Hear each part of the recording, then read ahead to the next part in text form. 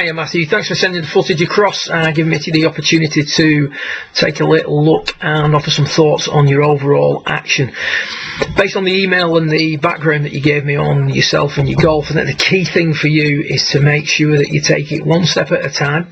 Remember that it's a system, so it's not about looking like Charlie Wee or looking like Grant Waite in every position within the golf swing. It's about introducing the most appropriate piece to help you with your ball flight at any given time. So you might have periods where you're just ticking over and the golf game's good, that's fine.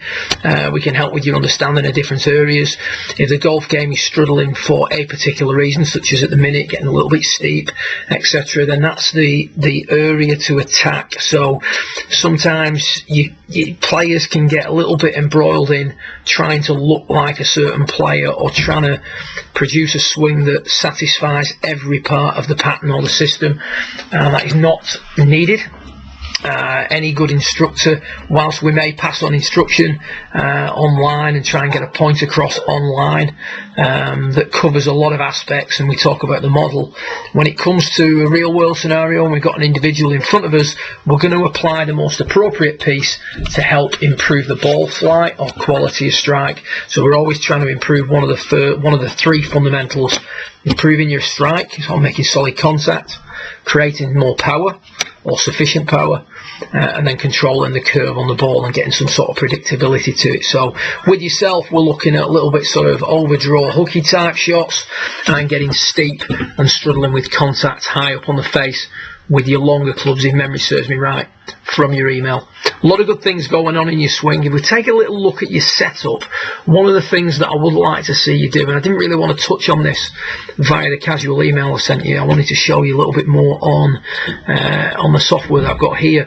There's a lot of things in here at setup, such as quite level hips, eyes looking out, not directly down at the ball, but if you will, out in front of the golf ball, handle sitting quite high, that add a lot of in to out to your swing. So there's a lot of draw bias in there, and what I'd like to see you do is at setup introduce a little bit more flex forward in the hips, perhaps a little bit more flex in the ankles, which is a really nice thought to have if you want to get rid of a little bit of hook bias in your setup. This in turn will help lower the handle, getting it more on the belt line, and allow the eyes to be looking down a little bit more at the golf ball. So setup wise, it's a little bit too erect. It needs to be a little bit more flexed in the ankles, a little bit more hinged forward in the hips, and you may find that just the act of lowering the handle and accommodating that could set those other changes off. So you'd want to establish a little bit better framework at setup initially to start, to just reduce the amount of hook bias that you've got in there. I'll forward you an email later with a few still images that relate to that change that you can sort of look at and digest in your own way really, and apply the changes as you see fit. But overall, a lot of really good things going on. I really like your setup from face on. I think a lot of positive notes in that. I love the foot flare. That's something that a lot of golfers really struggle to introduce early in the piece. When it comes to the swing itself, you were touching on various things about sort of maybe, you know, dropping the head down, etc., etc. And whilst I do agree that that does need looking into at some point, I also feel that once you adopt a slightly different setup, so you lower the handle at P1, introduce a little bit more hip hinge, a little bit more ankle flex, that could start to, or that will start to make the left shoulder working down, the left tilt, if you will, and the extension a little bit easier for you to do in the appropriate manner. We did talk about, obviously in the email, there's a little bit too much emphasis there on side bending to the left. The head goes forward a little bit during the swing. You can see the key thing here is that we create a stable axis. We don't need to work the weight further forward during the backswing. It can go a little bit further forward, but it doesn't need to be increasing into the lead leg quite as much as we see it there. And there is a slight flexing of the left arm during the backswing. That said, those are just things that you'd want to maybe tidy up as the sessions go on. My key concern was the left knee and the way it worked during the downswing. So we just take you up to the top here from down the line. Again, a little bit across the line. Again, relating it predominantly to what's going on at setup, really. There's a lot of draw bias in there, so we'd expect to see certain things at the top. You can see with Charlie, that's that sort of appearance of the club being a touch more laid off at the top. It's actually online. The fact that it appears laid off is because the shaft is short of parallel. My main concern relates to what goes on with the lower body through the hip. We get into the lead leg nicely, as per the top of the backswing position. Then as we come through, we're holding on to the flex in the left knee for too long. Now it's important that we have a little bit of flex in the left knee with the shorter clubs, because we want to hit down on the golf ball and produce negative loft, driving the club into the ground, taking a divot. Left knee goes forward, weight increases into the left side, hitting the ball with negative loft. However, what we do see with Grant is initially coming into impact, there's a little bit less flex in the lead leg, but then as he comes through the ball, and this is the important piece, the left leg straightens gradually through the hip.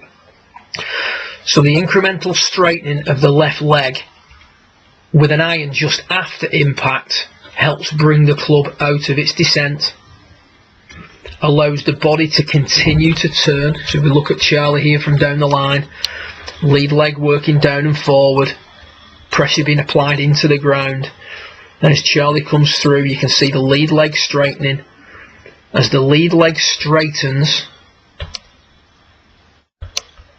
the level of the belt raises and the hips can continue to turn. Now as the level of the belt raises and the hips can continue to turn, the arms can trace the circle on both sides of the golf ball. So the club is not being swung out excessively, it's tracing the arc on both sides of the ball. Now this as well as producing a shallower angle of attack and then a quicker angle of ascent, will help curtail the amount that you're going to hit out at the golf ball. Moving forward well, the tucking of the hips is kicking in, because what we're doing here is you're talking about the butt working underneath you, if you will, on the way through. What we're seeing here is a player who is maxing out the slide and the extension with insufficient hip rotation. So at that point now, as we come into impact, we can see, we compare that to Charlie.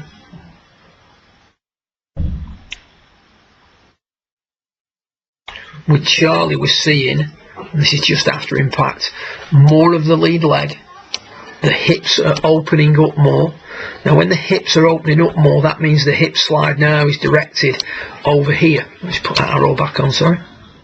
So hip slide now is directed over here. So the hip slide is always at 90 degrees to where the belt buckle faces. Now hopefully you can get that right in your mind. If not, I can send you an image across to relate to it. That means that now it's going to offset any extension that you have, keeping your head against the wall.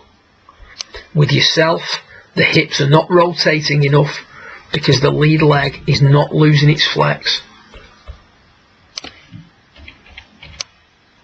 which means the hips can't rotate properly, which means the arms are swung away from you too much in the downswing or the through swing. Now to lower the exit, what you do is you sort of flex forward very late. You can see the head going forward, so there's a lot of hook going in. It's quite steep coming into it because of that lead leg maintaining its flex, and then because it doesn't straighten up, the body can't rotate properly, the angle of attack remains a little bit too steep, and the angle of ascent is not quick enough.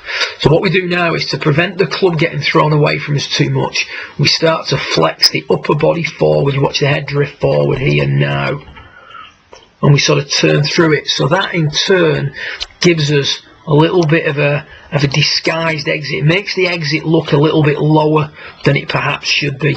I've got some interesting images of Hunter Mahan compared to Charlie Wheeler, and he demonstrates that quite well. Hunter, you know, he's renowned for having this sort of orthodox style, very neutral swing, and when you watch it, the club is actually dropping behind him a little bit too much at P5.5, and then from 5.5 to 8 the head dips down and forward, and this in turn helps lower the exit and take a lot of potential hook out of the equation. Now in your case it's something that you've learned to time.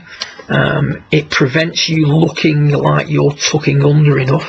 So if you look at the through swing position with yourself and Grant and face on, you can see Grant's looking much more tucked underneath with the hips. He's much straighter in the right leg, straighter in the left leg. Hips are tucking under, and the thoracic, the upper spine and the neck haven't flexed forward. That's something that you do to compensate for what's going on with the leg action. So as the leg action improves, that may balance itself out, but it also may be something that we need to discuss in a future session. Ideally, what we want to try and be working on between now and when you send your next lot of footage across is the move from just before impact, P6 to P8. There should be a gradual straightening of the lead leg. And as I said in the email, if you can hit some little shots, just some partial shots with some longer clubs, and just try and get the sensation or the checkpoint, work on the checkpoint where as you come through, stop when the right arm is parallel with the floor and make sure that the belt buckle is facing the target. In order for you to do this, you will have to push up out of the ground, you will have to raise the level of the belt, and that in turn will allow the hips to continue to turn. If you keep any flex in the lead leg, you can see there that the belt buckle will not point towards the target. It will always be pointing slightly to the right of the target when the right arm is reaching parallel to the ground. It's a little bit hard to get there, but obviously you appreciate what I'm getting at. The orientation of the hips is really important for the hip slide to offset the extension, to prevent the butt tucking under too severely, etc, etc. Hopefully this is easy enough for you to follow. If you do require a little bit of a drill to be sent across, I can do a quick video for you at some point over the next couple of days that maybe sort of touches a little bit more or demonstrates a little bit more what to do when doing this drill. Having said that, if you visit my channel, go to the drills and conditioning section, you will see that drill demonstrated. I demonstrate it with one particular drill where I eliminate the backswing. Now, that drill where you eliminate the backswing, and I think it's on the drills and conditioning number 2 video that I did, will be the best drill for you to get the feel of the left leg straightening and the right leg posting up. There's a lot of great things going on in this golf swing, but it just needs the leg work tidying up a little bit to shallow out the angle of attack, to improve the angle of ascent, the way the club comes out of the ground, and to aid in your ability to keep the body moving, allow the hips to continue to turn so that the hip slide can start to offset this tucking under move that's very apparent in your through swing. So a lot of it comes from improving the leg action.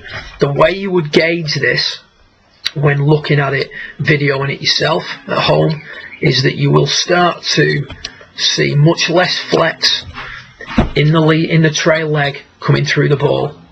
You will see a much straighter left leg when viewed from face on. When viewed from down the line, you'll see a straighter left leg, hips that are more open to the target, and in the through swing you will start to see an increased amount of right tilt. Now this right tilt won't be just in the upper spine like we see here. It'll be in the whole of the spine. It'll be more of a gradual curvature to the spine rather than quite a severe one that we see there as that thoracic sort of flexes forward very late in the piece there, from sort of P8 to P9, to try and sort of help the club turn the corner. So plenty of work on partial swings, plenty of work on that feeling of raising the belt, partial shots where you get the belt buckle facing the target by the time the club reaches about waist level in the through swing. So waist level to waist level, that's all you've got to do. Keep working on that feel, keep improving that ability to push up out of the ground, and you should start to see some marked improvements, and certainly start to see some changes when you're looking at this swing on video. The other thing that you will start to see when that happens, or those changes take place, is you will start to see a right foot that's banked in more, and the right heel will start to be slightly lower to the ground through the hit. Hope that's clear enough for you. Like I say, if you've got any questions you want me to add to this, just feel free to drop me an email. I will forward some images and some thoughts across to you via email, along with a link to view this over the air at some point this evening. Good luck with it. If you have any questions, like I say, please do get in touch. Good luck, well done, and keep up the good work.